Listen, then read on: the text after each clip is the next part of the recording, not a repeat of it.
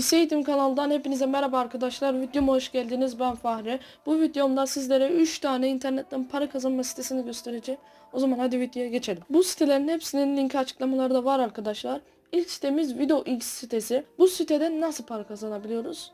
Gördüğünüz gibi YouTube videolarını yayınlıyorlar. Biz de giriyoruz. Buradan izledikçe kredi kazanıyoruz. İzleme süremize göre değişiyor kredi kazanmamız. Gördüğünüz gibi 15 kredi oldu. Her 15 saniye izlediğimizden 15 kredi kazanıyormuşuz. Bu kredileri daha sonra paraya çevirip bir hesabınıza aktarabiliyorsunuz. Mesela kredi TL çevir diyoruz. Gördüğünüz gibi benim 250 kredim var.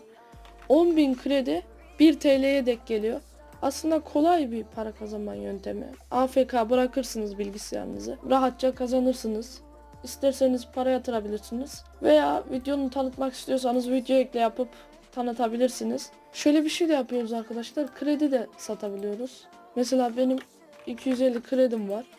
Ben bunu 10 TL'ye satmak istiyorum. Ama sattığınız her kredi paketinden %10 komisyon alınmaktadır. Satışa koy deyip satabiliriz. Kredi pazarı diyor gördüğünüz gibi. Bu kredi pazarına geliyor koyarsak.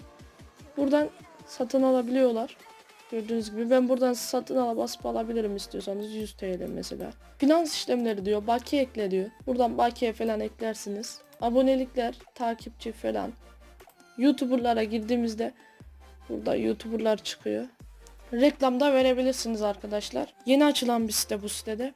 Şimdi diğer sitemize geçelim. Bu sitemiz sadece 10 diye bir site. Bir yeteneğinizi koyup para kazanabiliyorsunuz. Mesela burada 50 TL'ye logo tasarımı yapabilirim diyor. Burada 30 TL'ye kahve falına bakabilirim diyor. Hesap Spotify ve Netflix hesap satabilirim diyor 30 TL'ye. Zula altını, 23 Nisan kutlama videosu falan. Böyle siz de yeteneğinizi koyup para kazanabilirsiniz. Buradan hemen satışa başla yapıp hesabınızı giriyorsunuz. Gördüğünüz gibi şuradan hesabınızı girdikten sonra satışa başlaya basıp yetenek oluştura basıyoruz. Buradan ne yapabiliriz mesela? Yeteneğinizi yazıyorsunuz. Sizin için beat yapabilirim mesela gibi şeyler. Buradan kategori seçiyoruz. Fenomen, yeni yıl falan. Müzik, eğlence. Açıklamasını buraya yazıyoruz. Burada aramanın öne çıkması için anahtar kelimeleri yazıyoruz. Mesela atıyorum beat yapacaksak müzik yazıyoruz. Beat yazıyoruz. O tür şeyler yazıyoruz. Süre mesela ben şu günde size teslim ederim diyorsunuz para ödedikten sonra.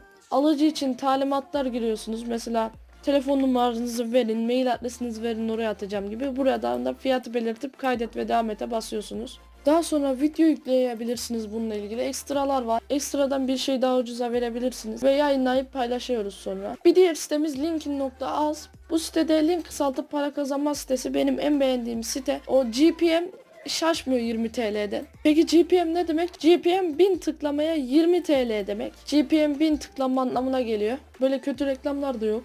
İyi reklamlar. Reklamlar temiz. Sayımlar da temiz. Bu da böyle bir site. Evet arkadaşlar, bugünkü videom bu kadardı. Beni izlediğiniz için teşekkür ederim. Kanalıma abone olup video like atmayı unutmayın. Hoşça kalın.